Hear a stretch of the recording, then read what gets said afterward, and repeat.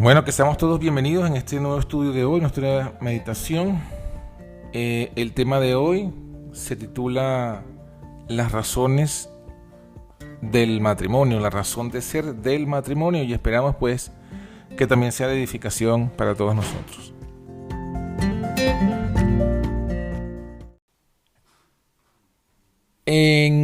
Continuando lo que ha sido nuestro estudio, en el día de ayer estudiamos Génesis capítulo 2. Y allí vamos a encontrar nuevamente el estudio de hoy, o el fundamento del estudio de hoy, cuando se nos presenta con más claridad el propósito del matrimonio, la razón de ser del matrimonio, esa gran bendición o institución que el Señor nos dejó. Y podríamos decir lo mismo del matrimonio que se dijo del sábado. Así como el sábado fue hecho por causa del hombre, para bendición y beneficio del hombre, lo mismo el matrimonio ha sido hecho, establecido, instituido por Dios para ser una bendición para el hombre, para la humanidad. En Génesis 2:18 leímos ayer que decía, no es bueno que el hombre esté solo. No es bueno la individualidad, no es buena la soledad. No es buena la independencia no santificada, no es buena. ¿Cuál es el propósito con el que Dios nos creó antes del pecado? Haréle ayuda idónea para él. La condición perfecta, completa del ser humano, tanto del hombre como de la mujer, es que estén unidos en matrimonio.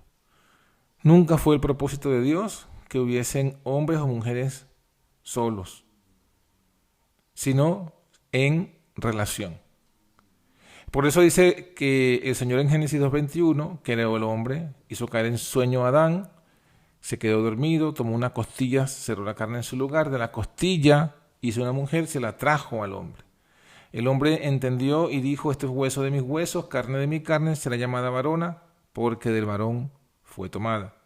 Por tanto dejará el hombre a su padre y a su madre, y se allegará a su mujer, y serán dos en una carne. También en esta metodología de creación de la mujer, en esta forma en la que Dios satisfizo la necesidad del hombre de no estar solo, en esta forma en la que Dios dejó claramente establecido que el hombre no era bueno que estuviese solo, de esta forma Dios también muestra cómo debe ser, ¿no?, la relación entre los cónyuges.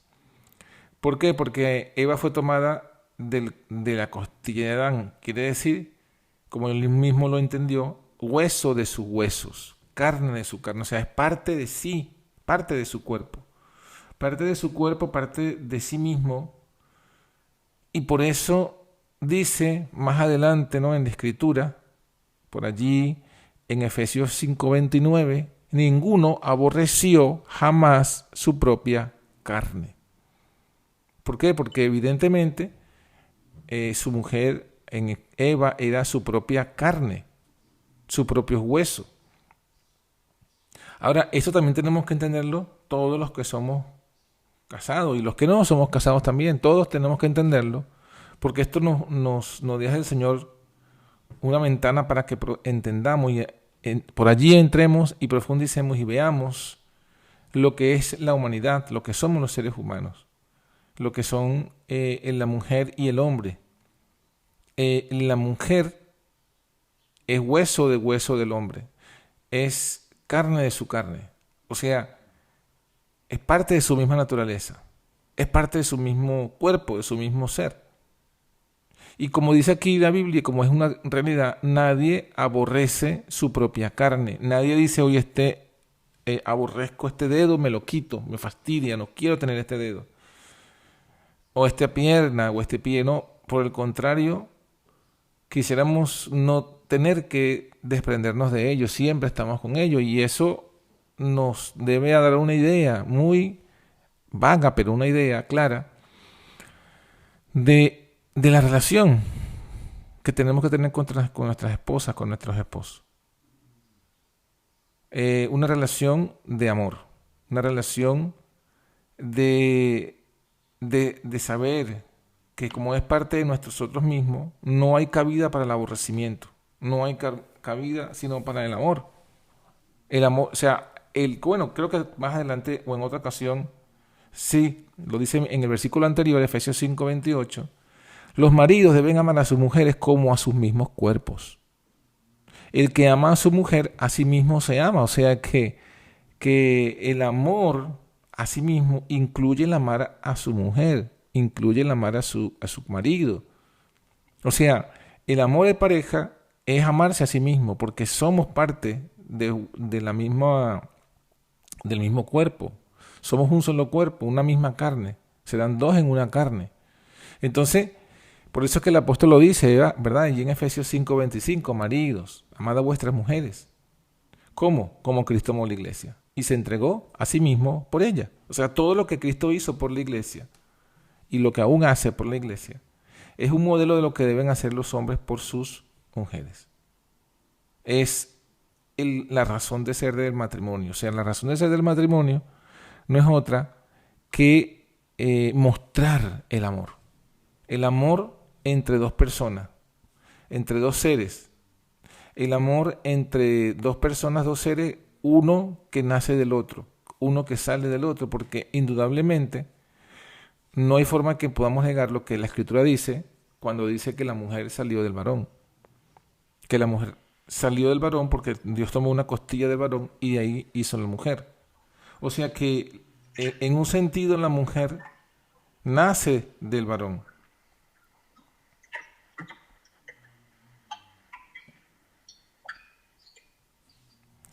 Y en ese sentido, que la mujer nace del varón, en ese sentido tenemos que amar pues a nuestras mujeres. Y lo mismo las mujeres a sus maridos. Ahora, ¿qué vemos aquí? Bueno, hay algo interesante que también tenemos que entender en esta dimensión del matrimonio. Y es lo que dice 1 Corintios 11:3. Quiero que sepáis que Cristo es la cabeza de todo varón. Y el varón es la cabeza de la mujer. Y Dios es la cabeza de Cristo. En este versículo se dice una gran verdad. Una gran verdad que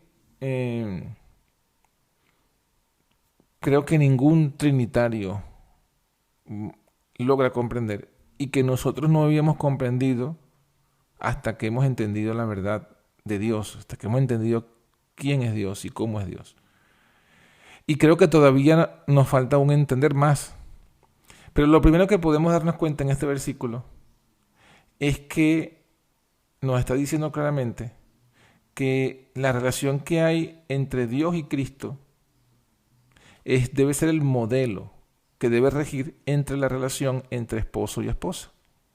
Es decir, que el matrimonio viene a ser, por lo tanto, un reflejo de la deidad. Específicamente, un reflejo de la relación que hay entre el Padre y el Hijo. Porque aquí Dios es el paralelo del varón y Cristo el paralelo de la mujer. Es decir, en el matrimonio, el varón viene a ser como Dios. Y en el matrimonio, la mujer viene a ser como Cristo. Cuando entendemos esto a la luz de este versículo, entonces todo ese estudio que hemos hecho y que hemos bastante debatido, profundizado, compartido, escrito, hablado sobre el tema de la deidad, cobra un significado también interesante, profundo, que nos ilustre, que nos ayude y que nos debe guiar en lo que debe regir en nuestras relaciones matrimoniales. ¿Por qué? Porque entonces entendemos que el ser humano, el matrimonio, la humanidad, fue creada para, en un sentido podríamos ver que la humanidad y principalmente la humanidad en matrimonio fue creada para ilustrar a todo el universo lo que es la relación entre el Padre y el Hijo. ¿Por qué? Para mostrarlo, bueno, ya hemos estudiado en el pasado, justamente en esos temas de la deidad, hemos estudiado que hubo una confusión, un engaño, una puesta en tela de juicio de esa gran verdad de la deidad, cuando Lucifer quiso introducirse allí, como un tercero, como un tercer Dios. Quiso hacer de la deidad de dos una deidad de tres. Y fíjense que no es casualidad que en el mundo, en los matrimonios, el propósito del diablo es convertir un matrimonio de dos en una relación de tres o más. O sea que así como el diablo introdujo el triteísmo y el politeísmo en la doctrina de Dios, también hizo lo propio en el matrimonio. Introdujo la poligamia, introdujo la infidelidad, la fornicación, el adulterio, y ahora está introduciendo nuevos modelos de hogar, de matrimonio. Hombre con hombre, mujer con mujer, dos hombres una mujer, dos mujeres un hombre, etc. Todas esas deformaciones son del diablo y cumplen el mismo propósito. ¿Cuál es? Deformar el matrimonio y por consiguiente deformar el concepto de Dios en el hombre. ¿Por qué? Porque Dios mismo lo estableció. Y aquí lo dice el apóstol, ¿verdad? Miren esta cita que se encuentra en una matutina llamada Hijos e Hijas de Dios, en la página 9, pero realmente la cita viene originalmente de la Review and Herald del 11 de febrero de 1902. Y dice algo interesante. Todo el cielo se interesó profunda y gozosamente en la creación del mundo y el hombre.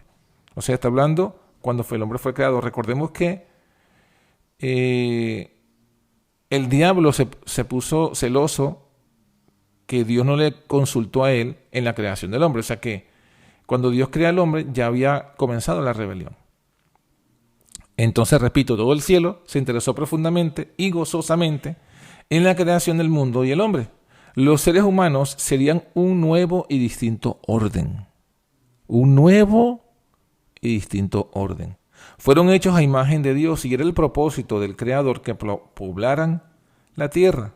Habían de vivir en íntima comunión con el cielo, recibiendo poder de la fuente de todo poder. Sostenidos por Dios habían de vivir vidas libres de pecado. Entonces, esta cita podría darnos ampliar un poco esa luz de entender esto, de que cuando Dios creó la humanidad, los creó de una forma nueva y distinta. ¿Y de qué forma? De la forma en que es Él. Porque fíjense que hace lo que dice la palabra. Y eso es importante. Porque cuando entendemos así, entendemos entonces que nosotros debemos, digamos nosotros, me refiero a los esposos, debemos amarnos como Dios ama a su Hijo y como el Hijo ama a Dios. Que ese es el modelo puro y perfecto de la relación que debe haber, pues, entre los esposos. El matrimonio fue entonces creado para amar y ser amado, porque Dios es amor. Y el que no ama no ha conocido a Dios. Justamente, una vez más, resalta el mismo punto. Cuando Juan dice eso, en 1 Juan capítulo 4, versículo 8, que Dios es amor y el que no ama no ha conocido a Dios, justamente lo que está diciendo una vez más es que el amor que vamos a manifestar debe ser un amor que sea semejante al de Dios. Que sea semejante al de Dios y que provenga de Dios. Y que nosotros lograremos experimentar y manifestar ese amor en la medida que conocemos a Dios. Recordemos que el conocimiento que se refiere a la Biblia de Dios no es meramente algo teórico. Por supuesto que el fundamento del conocimiento es teórico, pero no se queda allí. O sea, no se queda por ejemplo, es bueno que oremos a Dios. Jesucristo nos enseñó a orar a su Padre en el nombre de su Hijo, con la certeza de que todo lo que pidieres al Padre en mi nombre yo lo daré. Ok, ese es el conocimiento teórico. Pero si yo no ahora pongo en práctica eso, si yo no voy ahora y me dirijo a Dios, el Padre, confiando en que me acerco a Él por el nombre de Cristo, si yo no hago esa oración en la práctica, mi conocimiento va a quedar simplemente a la mitad o quizás a una tercera parte, porque solamente va a ser algo teórico, no va a haber la parte en la que yo entienda esa verdad porque la estoy experimentando, porque estoy orando. Entonces, de igual forma, el amor que recibimos de Dios es porque conocemos a Dios, pero ese conocer a Dios no es solamente conocerlo teóricamente, sino conocerlo experimentalmente. Llegar a experimentar todo lo que la Biblia dice de Dios. Es cuando experimentamos ese amor que dice la Biblia, que con la que Dios nos ama porque dio a su Hijo, cuando lo entendemos y lo creemos y lo experimentamos, entonces eso evidentemente va a hacernos personas amorosas. Y el primer lugar donde tenemos que manifestar nuestro amor es en el hogar. Por eso es que el matrimonio y el hogar, pues, fue hecho para amar y ser amado. También leímos un texto donde textualmente dice la Escritura: no es bueno que el hombre esté solo, haréle ayuda idónea para él. O sea que el matrimonio es un lugar donde dos personas se unen para un proyecto común. Ese proyecto común lo encabeza el hombre y la mujer es una ayuda idónea para ese proyecto, para ese hombre, a ese proyecto, a ese propósito.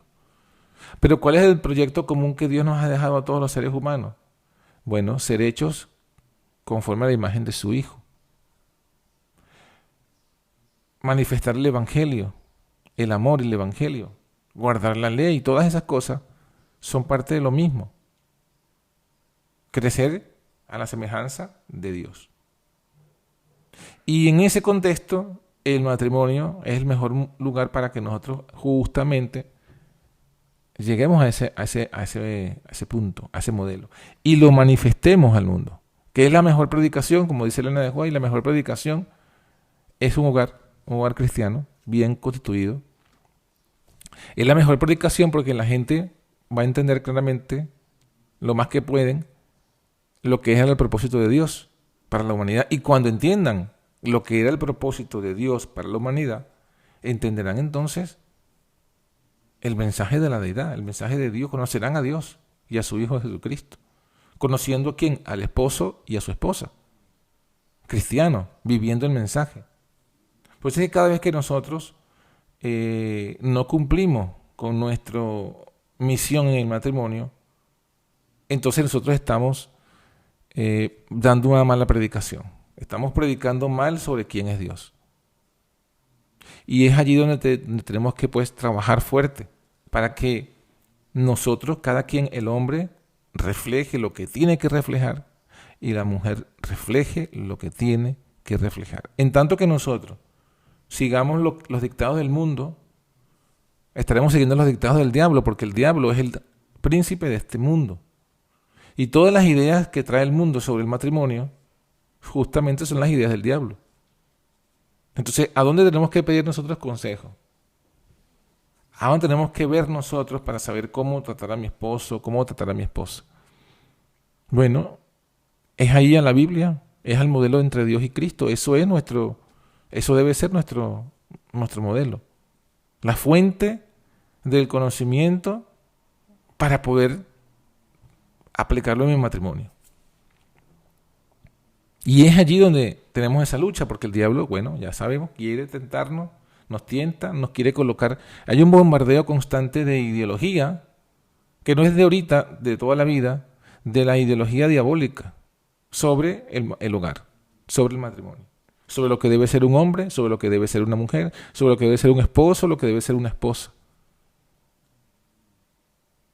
Entonces, bueno, sin embargo, el Señor ha dicho, mire, ya eso está establecido. Ya yo lo he dejado claramente especificado. Y por si no quedó claro en todas las instrucciones, he dejado el mejor modelo. He enviado a mi hijo y mi hijo ha mostrado lo que debe ser. Porque Dios es la cabeza de Cristo. Así como el varón es la cabeza de la mujer. ¿Qué hace una cabeza? Una cabeza, dice el versículo de Efesios 5:29, porque ninguno aborreció su propia carne, antes la sustenta y la cuida, como también Cristo la iglesia. O sea, la cabeza a veces nosotros se enfoca, ¿no? A veces la gente se enfoca en la cabeza como solamente algo de autoridad, cuando no es la única función de la cabeza. En la cabeza está el cerebro. Y el cerebro, la función del cerebro es asegurarse de que todos los órganos del cuerpo estén funcionando correctamente. de mandarle alimento, cuidado, seguridad, comunicación, protección a todos los restos, a todo el cuerpo, a todo el resto del cuerpo. Entonces, cuando dice que el hombre es cabeza, el varón es cabeza de la mujer, debe ser exactamente lo mismo en ese sentido. Y es allí donde está el ayudar y ser ayudado. Completarse y no estar incompleto, ya lo hemos leído, no es bueno que el hombre esté solo. A darle ayuda idónea, pero esa ayuda idónea que hizo el Señor fue sacar un hueso de Adán, crear otro ser igual a Adán a partir de ese mismo hueso. Entonces, cuando Dios saca el hueso de Adán, la costilla, el hombre queda incompleto. El hombre queda incompleto, Adán queda incompleto. Y con esa incompletitud, evidentemente, no estaba bien, o sea, no sí, eso, no hay otra palabra, estaba incompleto en la vida. Y hasta tanto no se uniera a su mujer y fuesen dos en una carne, no volvería el hombre a estar completo como cuando Dios lo creó. Entonces, todos los hombres y todas las mujeres hemos nacido en este mundo de pecado incompletos. Cuando nacemos incompletos. Aun cuando no hubiese habido pecado, hubiésemos nacido incompletos. Y en esa falta de completitud, una de las funciones entonces era encontrar, no la media naranja, encontrar el hueso que va dentro de mi cuerpo. Encontrar mi costilla, porque la Biblia no presenta eso como una media naranja, sino como una costilla que falta. Y esa costilla debe ser colocada otra vez, debe ser buscada y colocada de nuevo en su lugar. Y así el hombre estaría completo, la mujer estaría completa. Entonces, otra del propósito del matrimonio es completarse y no estar incompleto, completarse.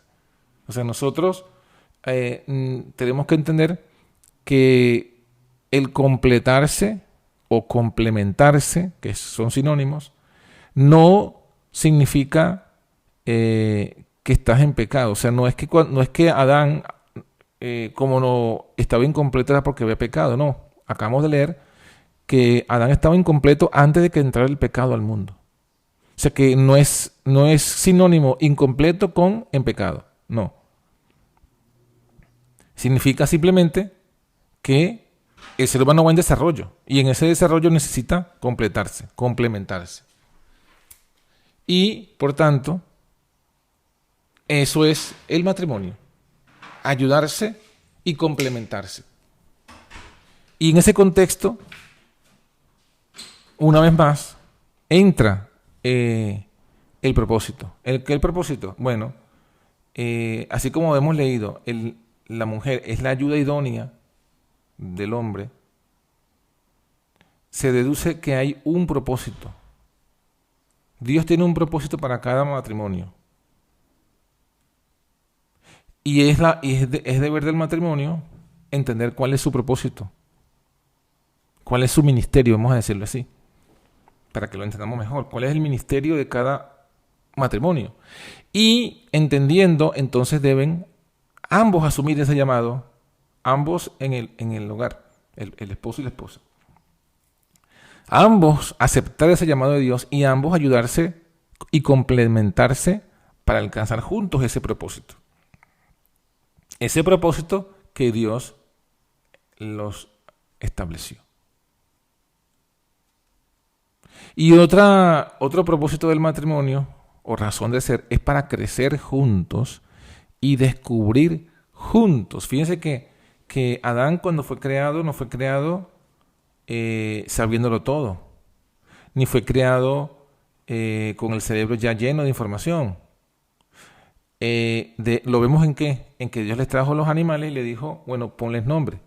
Y Adán tuvo que estudiarlos y ponerles nombre. O sea que todo lo que Dios creó en la tierra y en el universo también fue creado como que el Señor dijo, bueno, yo ahora quiero que tú, a medida que vayas aumentando los días, vayas descubriendo, vayas en un proceso de descubrimiento, vayas en un viaje de descubrimiento de toda la creación. Y ese, obviamente, en la creación, antes del pecado, estaba consignado todo lo que era en la mente y el carácter de Dios. Y el propósito de Dios era que juntos, el hombre y la mujer, fuesen en ese camino, en ese viaje de descubrimiento, juntos, crecieran juntos, aprendieran juntos y juntos conocieran más del Dios que los creó. Ese propósito no ha cambiado. Lo único que ha pasado es que ese libro de texto, que es la creación, se ha manchado de pecado, pero el propósito sigue el mismo. Es más, continuará por la eternidad. Y por eso es que el Señor, bueno, ha establecido ese caminar no solo. El hombre no puede andar solo. Y cuando digo hombre me refiero a genérico, el hombre como humanidad, ya sea hombre o mujer, ambos somos humanos. Entonces, no podemos andar solos. Evidentemente, después del pecado, hay casos. Hay casos porque el Señor lo estableció. El Señor lo dijo. El Señor Jesús lo dijo cuando le preguntaron del divorcio. Ya lo veremos luego. Pero él lo dijo, ¿no? Porque los discípulos, cuando Jesús habló del matrimonio y de los lazos que quedaban atados con el matrimonio, los discípulos, bueno, dijeron, bueno, entonces si es mejor así, mejor no casarse. Mejor quedarse soltero, quedarse solo, ¿no? Entonces Jesús no dijo, sino, bueno, hay algunos que se han hecho eunucos para el reino, otros han sido llamados a ser eunucos. El que sea capaz de recibir esto, que lo reciba. O sea que son casos especiales. En lo general, sigue siendo válido el hecho de que no es bueno que el hombre o la mujer estén solos. Que necesita ayuda idónea o ser ayuda idónea de su cónyuge. Entonces, mis hermanos, ahí vemos un pequeño aspecto de lo que nos dice la palabra, la Escritura, de la razón de ser por la cual Dios nos colocó en matrimonio, en pareja. Desde el principio dijo, no es bueno que el hombre esté solo.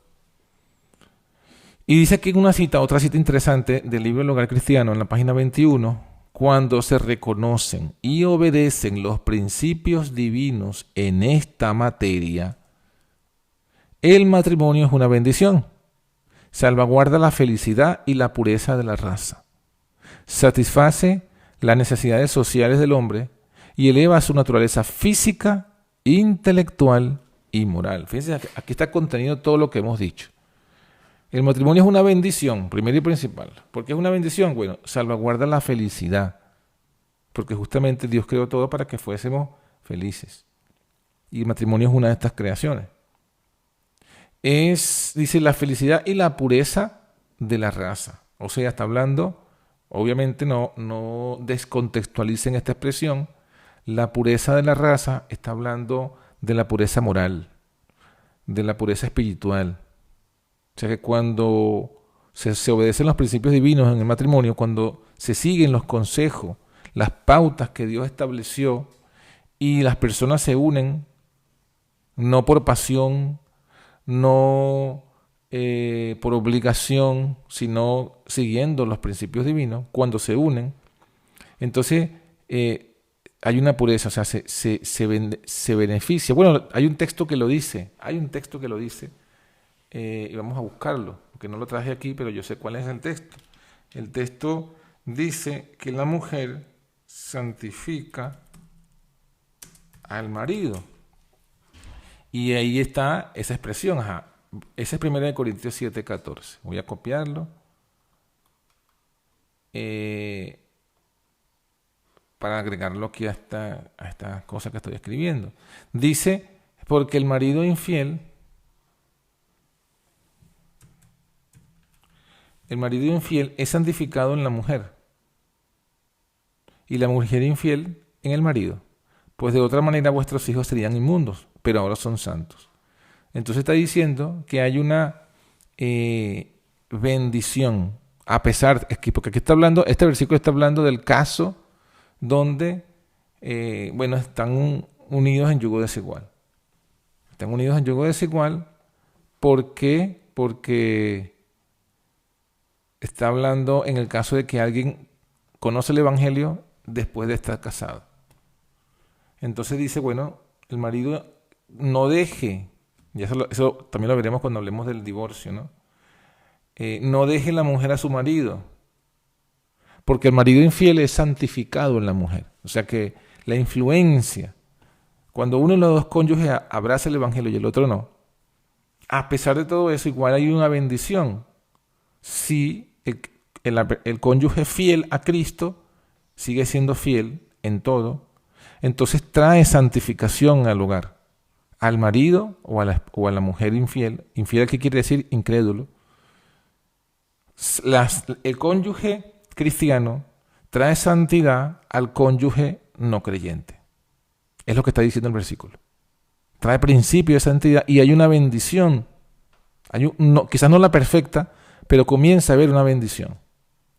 Entonces lo que está diciendo el apóstol Pablo, bueno, si tu cónyuge, que no es creyente, te acepta, ahora que te has hecho creyente, acepta tus cambios, tu diferencia, porque podría argumentar, no, pero ya tú no eres la mujer con quien yo me casé, tú no eres el hombre con quien yo me casé, has cambiado por Cristo.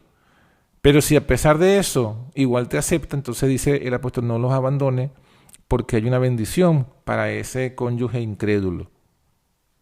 Hay una santificación. Entonces es lo mismo, en un sentido es lo mismo que dice esta cita, que el matrimonio salvaguarda la pureza de la raza, la pureza moral. Y no solamente eso, sino que ya lo hemos dicho, satisface las necesidades sociales del hombre, de la humanidad, del hombre y de la mujer, y eleva su naturaleza física, intelectual y moral. ¿Por qué? Por lo que hemos dicho, porque juntos crecen intelectualmente, juntos crecen moralmente, y justamente juntos se apoyan en su crecimiento físico, en la salud, en mantenerse saludable físicamente también. También ese es el propósito del matrimonio. Entonces, bueno, mis hermanos, aquí estos principios que hemos dejado claro en este tiempo que tenemos, para entender cuál fue el deseo y el propósito por el cual Dios creó al hombre, lo creó diferente a los ángeles, porque los ángeles no fueron creados para estar en matrimonio, pero el ser humano sí. Entonces, ahí hay una cosa que no tienen los ángeles y se lo dio Dios a la humanidad. Y ya lo hemos explicado el porqué. Así que bueno, vamos a dejar hasta aquí la reflexión, la meditación. Esperemos que podamos luego todos, como buenos verianos, meditar en estas cosas con calma, en oración, y que el Señor nos amplíe más este entendimiento. Que Dios nos bendiga y pasamos ahora a las preguntas, los comentarios.